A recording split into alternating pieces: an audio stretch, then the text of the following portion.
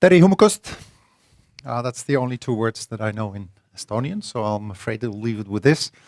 It's great to be here. Thank organizers for inviting me.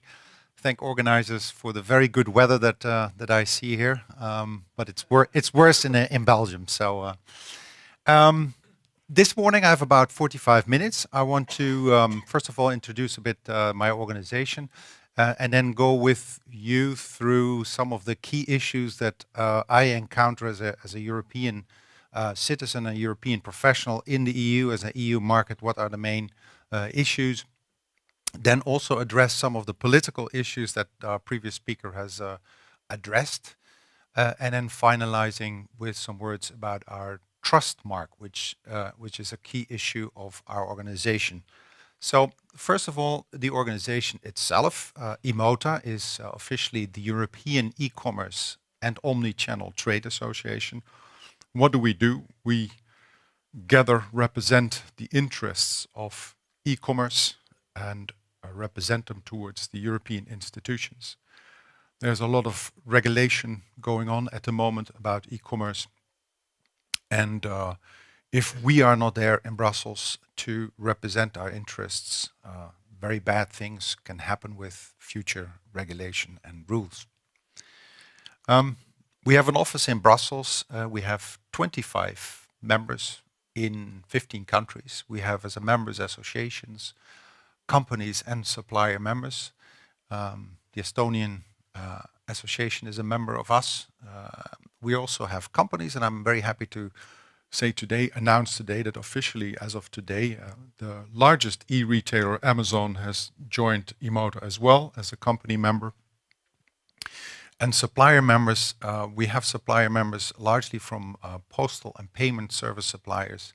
Why? Because we want to have a dialogue with postal and payment companies to address some of the issues that we are facing.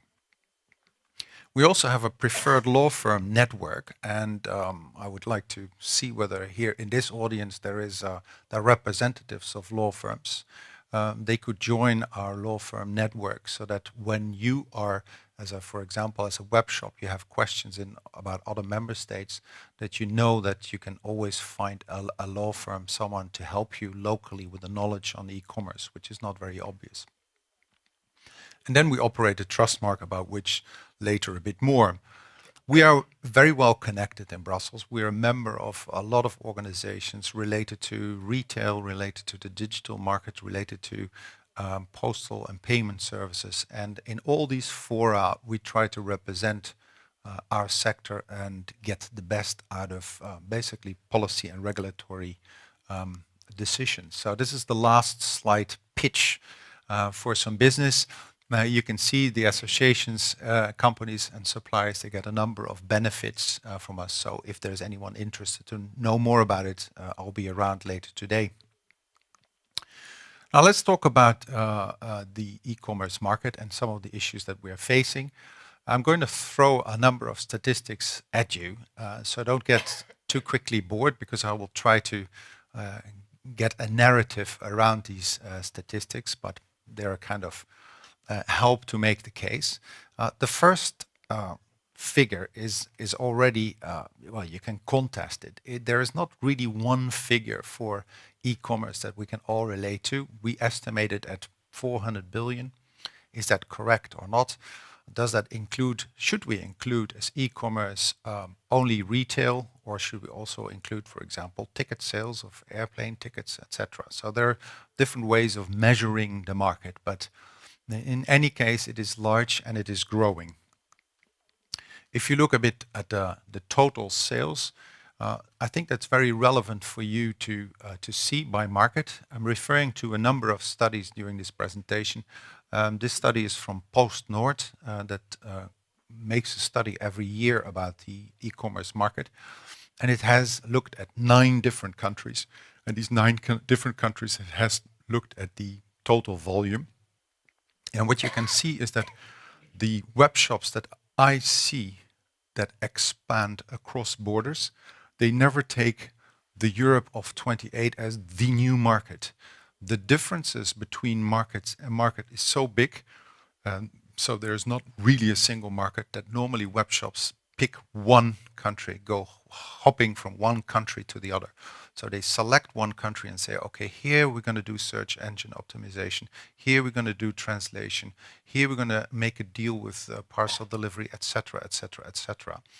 And if I would be a web shop, I would look at this figure particularly and say, where is my key market? Am I going to invest my resources in smaller markets or in rather bigger markets? And you will see a tendency of a lot of pulling power of the large markets, notably the UK and Germany, for business, because there is so much business out there. If you look at the growth, again, statistics are very difficult to see, but this is one where you can see like, hey, it's really moving ahead. Only in 2007, 1 on every 3 citizens in the EU was shopping online, and it's now already more than half, and the trend is upwards. If you look at it by country, it's always interesting to see. These are figures from Eurostat, the European Statistic Office. You see that Estonians are good, above the average in purchasing online.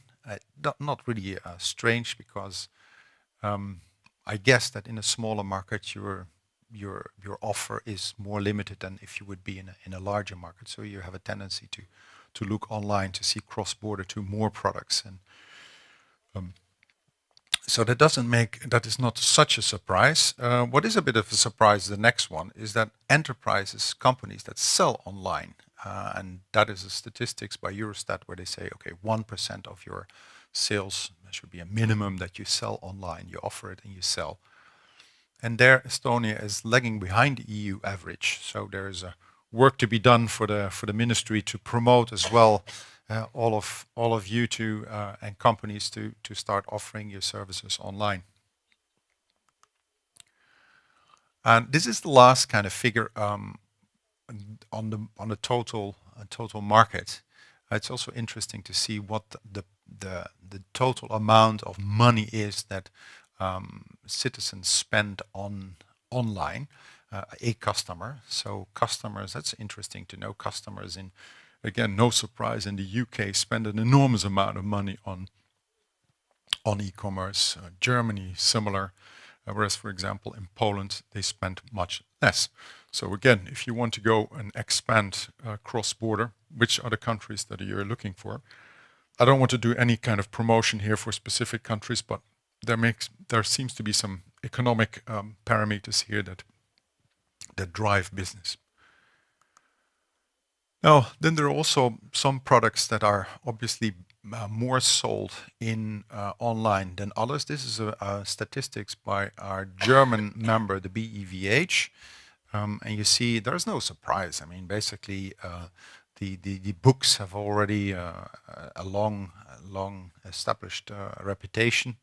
Looking at companies like Amazon, where it's very common that you buy them online, whereas wine and foods, very often banned, even alcoholic beverages, for example, is much less. So which product category are you in?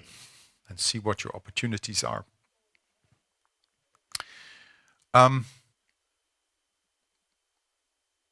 Now moving towards payments. You already touched upon it, previous speaker. Payments is like many other aspects of e-commerce, is very different country by country. So there are countries where the credit card is dominant, other countries where, like Germany, for example, where you first have to deliver your goods. A large chunk of it is delivering your goods without being paid. So you get paid after being delivered the goods. Now, in many countries, no supplier would ever take that risk, but in Germany they do. So if you want a German market, you may have to think about this as a consideration. Do I have to go into this practice, offer this opportunity, yes or no? Also, what you see is that in very competitive markets, like Germany is one, the Netherlands, I'm from the Netherlands originally, is another competitive market. Payment systems, they do cost you money. And the margins are under pressure because it's a very competitive market. And you see that in these countries, alternative payment systems have been developed, basically much cheaper.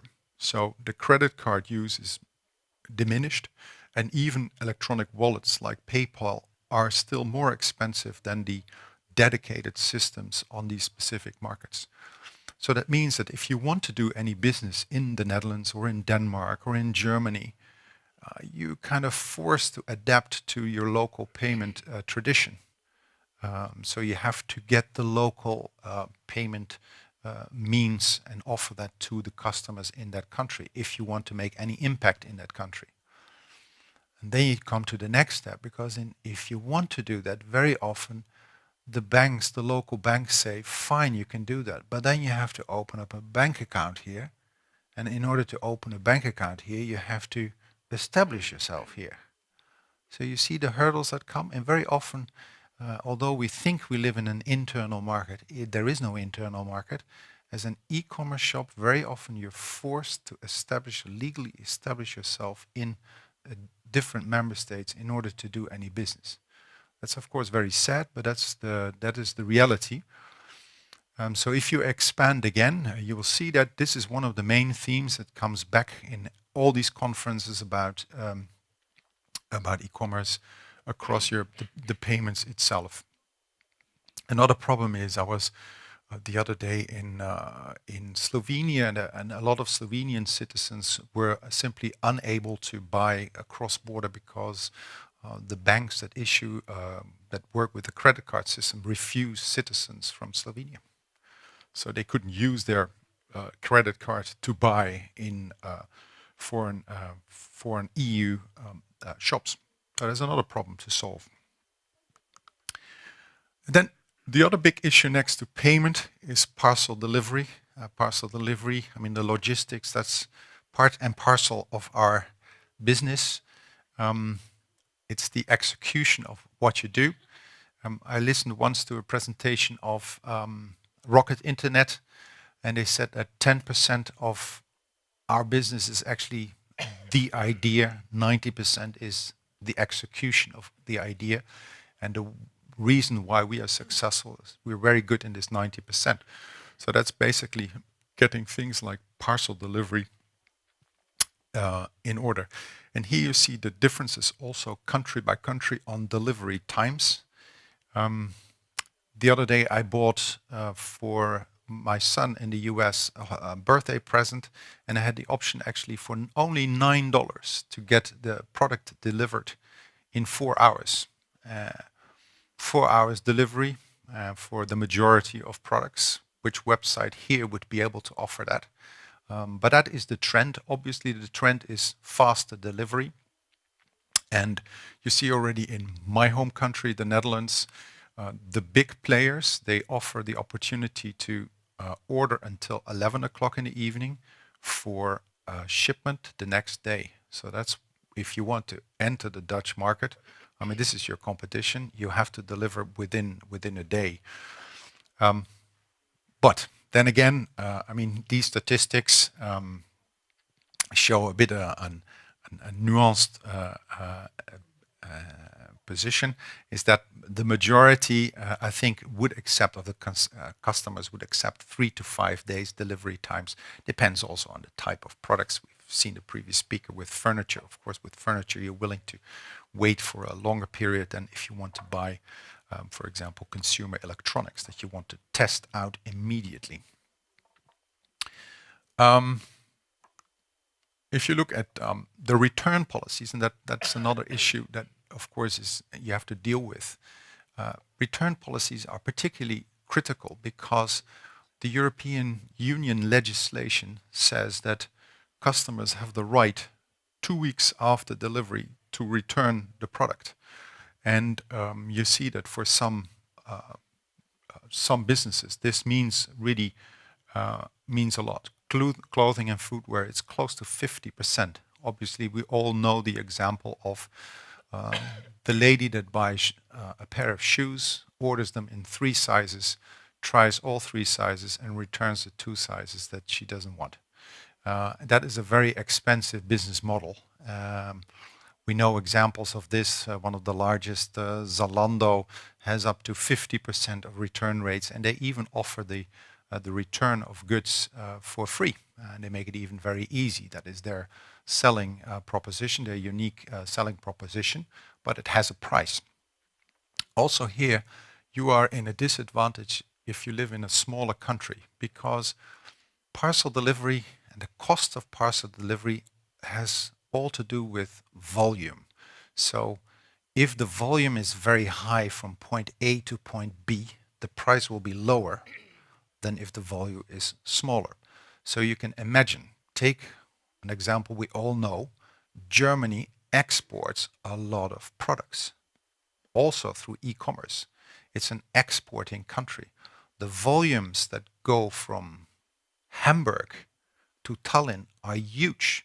So if you are a web shop in Hamburg, you can ship at relatively low prices to customers here in Tallinn. But then the Tallinn customer says, oh, these 3 shoes, I want to have these 2 shoes being sent back. Then the customer will have to pay a much higher price because the volumes going back from Tallinn back to Hamburg or Germany is way lower. So there's already a break on this return policies.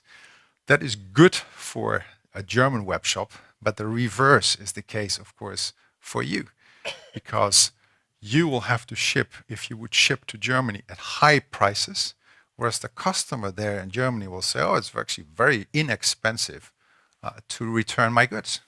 So it will be almost like an encouragement to return goods. And there goes your margins. So this is something that you have to look at. I think it's something that the European Union is looking at. I will talk about politics a bit later.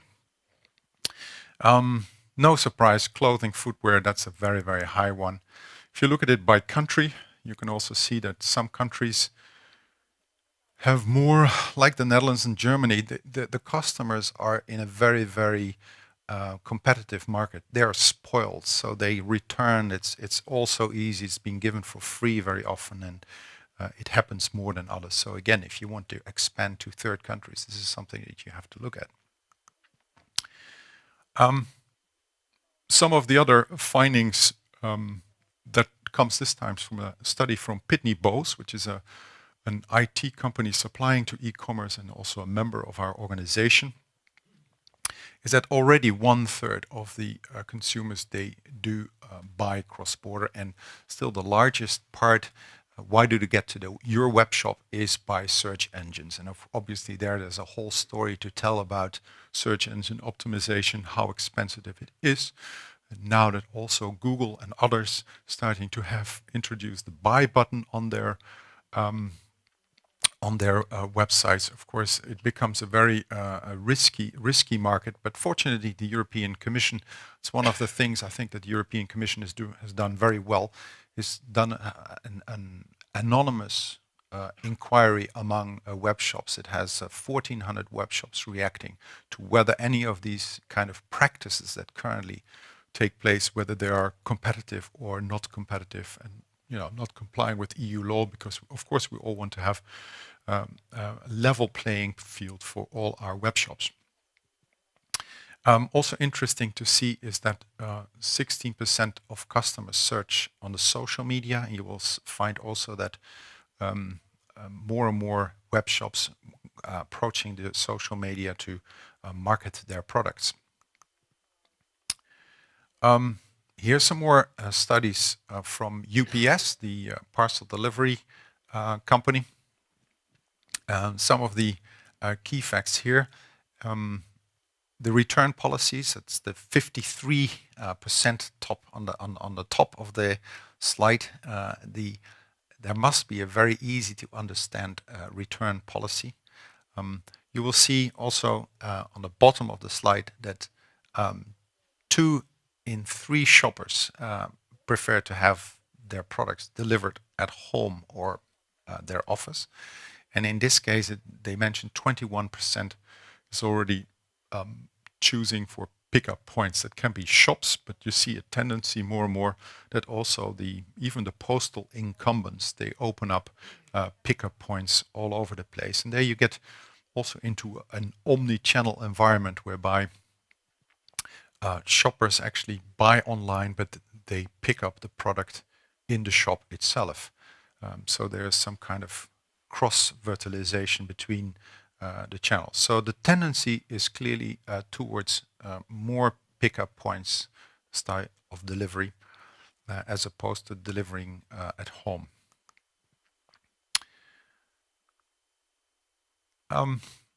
Some of the other statistics that are interesting, the surge of importance, the mobile phone. Mobile phones are more and more used to buy products, but also to get information about the products. So there's a large amount of people that go into a shop and consult even in the shop on their smartphone what the products are and whether they can buy them somewhere else cheaper. There's still a big handicap about mobile phone sales, and that is the quality of the images. So the consumer wants to have a good image about the product, which is not always possible in mobile phones, and that is so important to the extent that, for example, if you sell your products on some of the platforms, the marketplaces see that your photos are not good enough and they replace them by their own photos.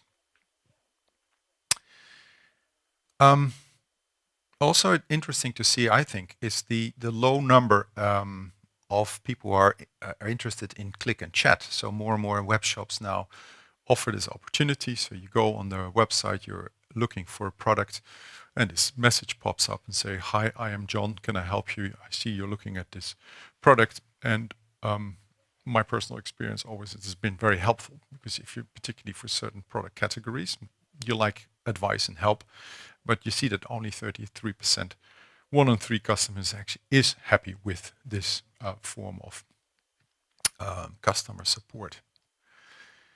There are some other interesting findings from the UPS study. We're very happy UPS as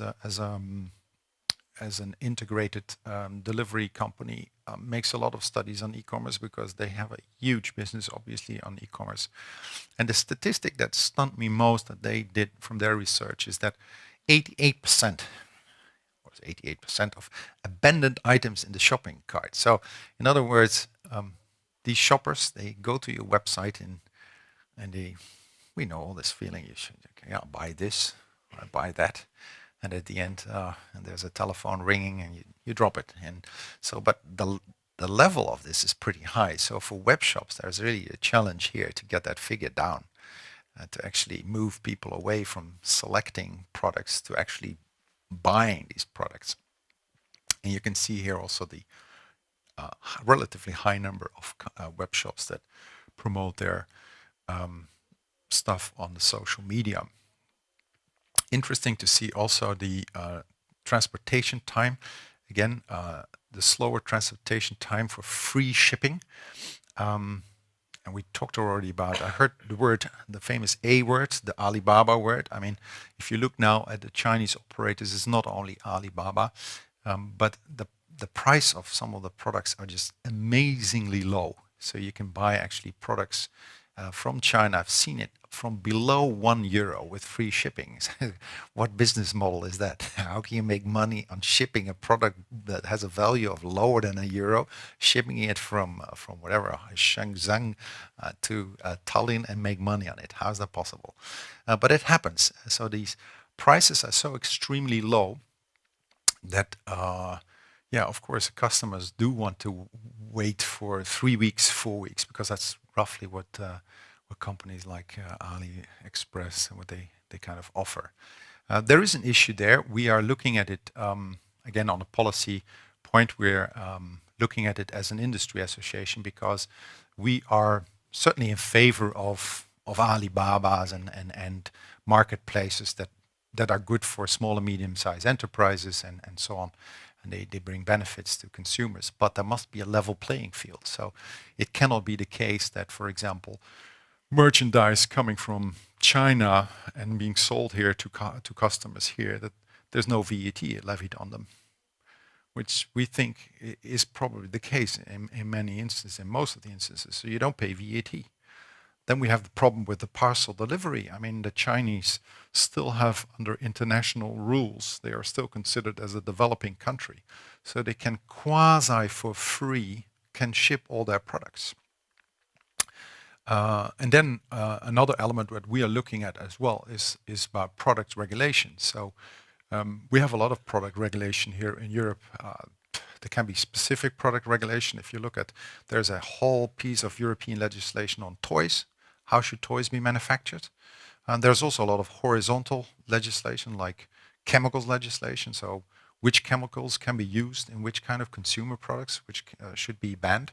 So as a manufacturer, you have to comply with these thousands of rules. And we have a feeling, and not only we, the Commission, European Commission itself, this week has issued a statement that there is a concern here, and that most of the concern actually from these products that are not conform with EU laws come from China. And God forbid, I hope no accident will happen, but I'm afraid that politicians will only wake up when some serious accident will happen, and then you will have to address the problem. But as an industry, this is one of our initiatives. We are addressing this issue.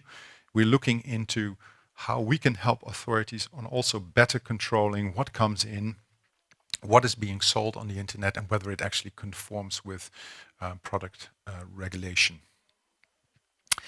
As a concluding on this one, I think if you're around 4 days delivery time, that would be a good one. That's the measure, the benchmark I would follow. Going cross-border. Now we're talking about cross-border. These are the people that do this. I see that some of them are also members of EMOTA, of my organization, and some of them are even, I think, sponsoring the event, which is very good. They see it as a growing business. These are relatively old figures from the University of Antwerp. I think this was from 2011, so things may have changed, and particularly in favor of the national postal operators. The national postal operators still have to get their act together. They are now still, they are the incumbents. They see the benefits. I mean, they see the growth in their business for parcel delivery. They are cheaper than the integrators, than the UPSs and the DPDs. In most cases, they are cheaper. But the moment you go cross-border, you basically, as a supplier, you have to pay for each market you go in, you have to pay that fee.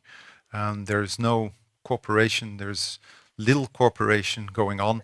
They're working on projects of track and trace, for example, but it's more promises than actual facts. So if you are a customer and you get it delivered through your postal incumbents from a website across the board, normally you would not have a track and trace, and that these days is a key part of success in sales.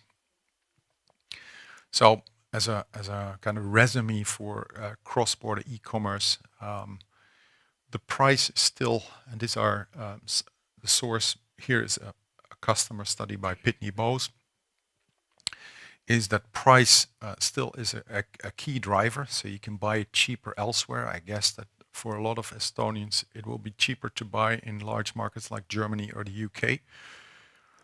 The availability, obviously, the big markets have the advantage there as well. The selection, and as I mentioned, track and trace. Shipping cost remains still a big issue, plus the additional fees like taxes and duties. Time of delivery, delivery times remains a down trend. So in other words, things have to be delivered quicker and quicker each year. And then also, do I trust the shop in this other funny country? There's the fixed legs that we propose to the European officials in Brussels, because we see that there is no single market, and if you as a web shop want to be successful across borders, we've seen a lot of cases for that. All these shops, they go country by country. Even large shops. I was talking the other day to the large retailer Zara from the clothing, And they say, well, we have warehouses, different catalogs for every single country. So there are things that we cannot change, like customer preferences. If a mother in Spain wants to buy different children's clothes than a mother in France, the children's clothes are completely different. So we cannot afford ourselves for the few Spanish customers that want to have a French model to set up a whole logistics systems. We don't want to do that. So there are markets that are bound to be limited. So these are consumer preferences, but then there are language differences as well. Of course, if you want to go to another language, if you want to go to sell your products in Portugal and the Portuguese consumers have a problem, well, they're going to write you in Portuguese, and that's one of the things that will happen. And then, are you familiar with all the consumer laws in Portugal? Because they are different. It's not yet harmonized. So consumer guarantees. What guarantee do they give in, wasn't it Finland, a lifelong guarantee for products? Germany, 2 years. UK, 3 years, I think. So how do you deal with all these different customers coming from different countries, and they each expect a different guarantee period? So that's difficult to manage. But then there are many other areas of consumer law that still are not harmonized. So that makes it also very complicated. Now, the payment systems I mentioned, delivery and return policies I mentioned as well. One thing that springs to my mind on delivery, the cost obviously is a key aspect. And when I talk to one of the large integrators, American integrator, so I'm giving away almost the name of the company. He said, well, you in Europe, you don't negotiate hard enough. So most of the cheapness of delivery in the US is because these web shops negotiate much harder for cheaper deals. And so I think that in the case of Estonia, you have to find yourself a solution to negotiate, to bargain better delivery deals. Is that by consolidation? And there are consolidators out there. Is it? I mean, you have to look at this, but a lot of it depends on you guys to do a better job in getting better rates. Now, this brings us a bit to the politics of Brussels, because Brussels will have to deal with this as well.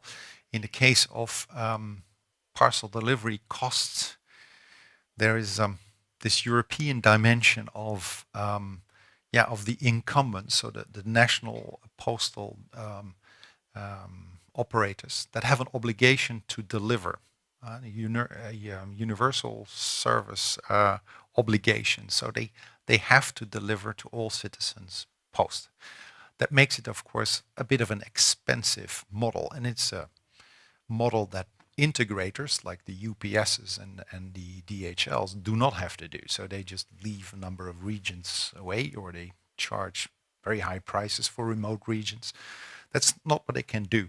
So for postal delivery, the end is not in sight.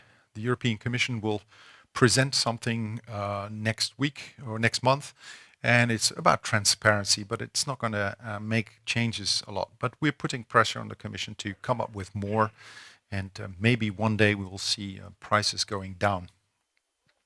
Data protection is another piece of legislation that is being finalized at the moment. You seriously have to look at it because we are all affected by it.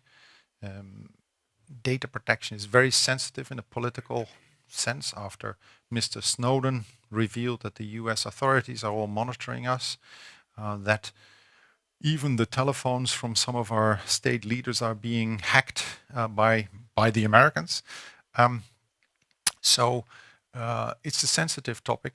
You will be held accountable for how you manage your data, and in the future you will have, for example, have to have a data protection officer in your company that monitors whether the data that you collect and the data profiling that you hopefully will be allowed to do in the future is still possible. The European Union is also looking at marketplaces, at platforms. So is what is going on in the platforms, is that good for you as a web shop, someone who wants to trade in there? Sometimes this can be anti-competitive. So the dominant position of an Amazon or an eBay can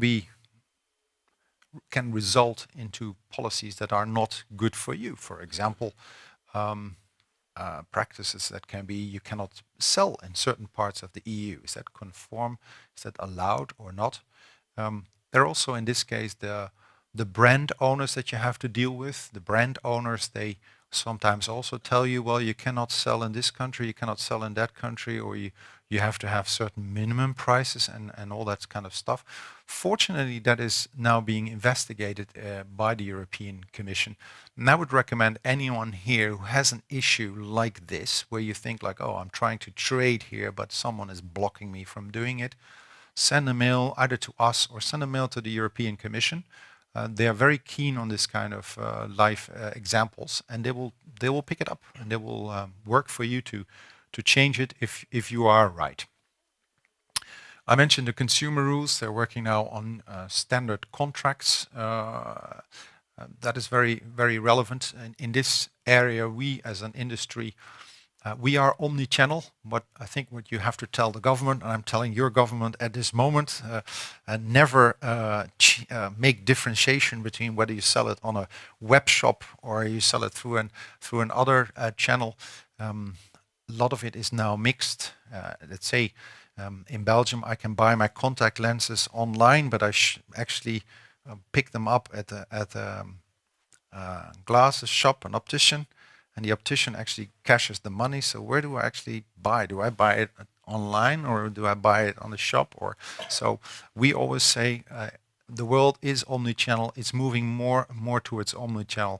Get one set of rules, and if I would be you and you are into omnichannel, then also count on that. Have one set of rules for your customers and don't differentiate between the distribution channel. The same applies for digital versus goods. We very much call for a harmonized approach. If you buy these days a photo camera, it has a lot of software in there. So should we have different guarantees for the hardware and then for the software and different return policies and something? No. So they should all be the same. Payment service, I already mentioned. There is an e-payments directive being reviewed. I mean, we really want further harmonization and also customers not be left out in the cold, not being able to buy with their payment systems. And then a final word on geo-blocking. It's already been mentioned. What the Commission is going to propose, and we've seen now the papers this week, is an obligation to sell. So a web shop is obliged to sell to anyone with an EU passport, but the web shop is not obliged to deliver to the person where he lives or she lives. So if you say you're an Estonian web shop and say, oh, this shipping to Portugal again, I mean, it's a nightmare. Consumer laws are different. Parcel delivery costs are different. It doesn't make economic sense. The language barriers, the customs, all this. I don't want to sell to a Portuguese customer. But if the Portuguese customer comes to your website and says, yes, you have to, he can actually claim, say, you have to sell to me and I'll pick it up in Tallinn. What purpose does that law serve? And then our claim is always like, I'm doing a bit of lobbying here, but our claim is always like the customer picks up the parcel, goes back to Portugal, and after say 3 months, he says, no, this doesn't work, it's not, want to return. And then I'm sure the Portuguese customer is not going to fly back to Tallinn to return his product. He says, no, give me the money back, I send it to you. And then the Tallinn says, no, there's no obligation. And then the customer goes to the court, and I know who gets the right here by the courts is, of course, the poor, weak customer. So we opened up here, or the Commission is about to open up here a Pandora box that we don't want to see. But anyway, I've done my pitch here towards your government. So that's a bit, gives you a flavor about the political issues that we're dealing with. It's very good that the European Commission has picked it up. I think it's one of the key positions or the key drivers of this European Commission. We have the migration issue, we have the circular economy, and we have the digital single market. And you can be very proud that the one leading the digital single market dossier is from this country. I mentioned already the trust of customers to shop, particularly cross-border, is extremely important. And for that, we have developed a trust mark. The trust mark is basically has a number of best practices. So these best practices about consumer information, about return policies, practices that go beyond, obviously, what the law already says. And we say, well, if you have a national trust mark, and there are many of them, the hundreds of them in the European Union, they're all national trust marks. If you are a national trust mark and you are good and you comply with our rules, then you can have our European trust mark. So it's like a trust mark for trust marks. So the idea would be that if you are a shopper and you would recognize your national trust mark and say, oh, that's a good shop. And if you go to another country, you recognize not the trust mark of that country, but the European trust mark that also you can see in your national country next to your national trust mark. So that's a bit the concept. And we have now a great number of countries that have joined this. And that brings me to the end of my presentation. It has been very great to talk to you today. If there are any further questions, I would be willing to answer them. Thank you very much.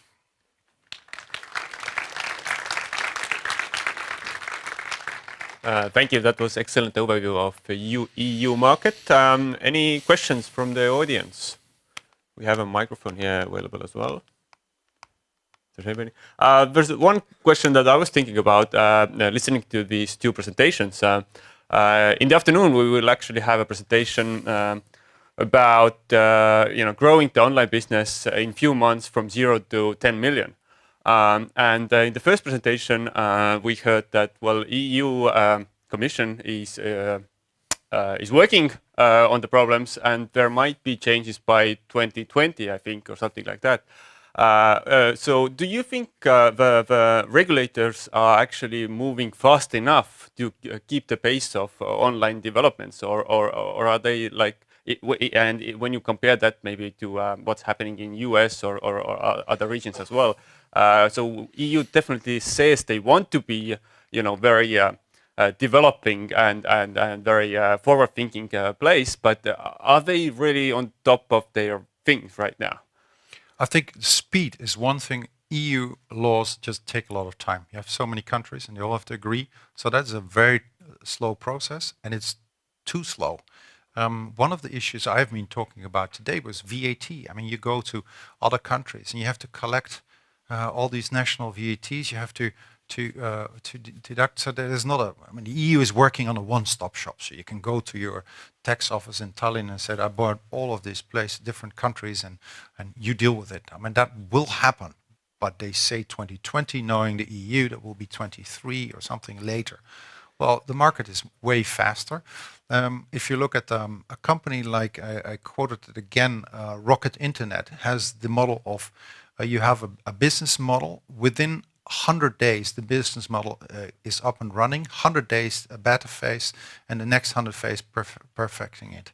So it's within a year, you have a whole company, from a new idea to a whole company. Regulation still blocks it. And if you look at the United States, and why is it Amazon, eBay, Google, Facebook, all American? I mean, there are things that we are still not able to, is we don't have the money. So there are just our investment climate is not good. So in America, you can go to Wall Street and you can get $150 million to set up some business in Silicon Valley. It is possible. These people out there, they take the risk. Here, doesn't exist. So already this startup phase. Entrepreneurship. We are not entrepreneurial. Let's face it. We like jobs, salaries. We are risk adverse. Americans are the opposite. And so combining that with all the hurdles that we have in the internal market of setting up something where volume is so important. I mean, a successful platform marketplace depends on the volume. If you're a small marketplace, you're bound to die.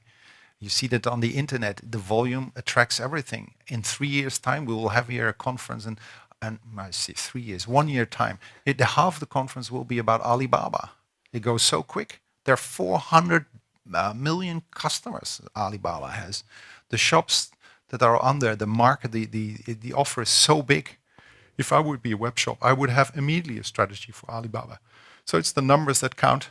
And I think this is a bit of doom scenario, but we still have some very strong points as well. Look at a number of the retailers that we have that are extremely successful, the largest ones in the world, the IKEAs, the Zaras, they're already on the internet. So these kind of companies, I think they will have to pull a lot as well. Okay. Thank you very much. Thank you. Is a thank you note? Thank you very much.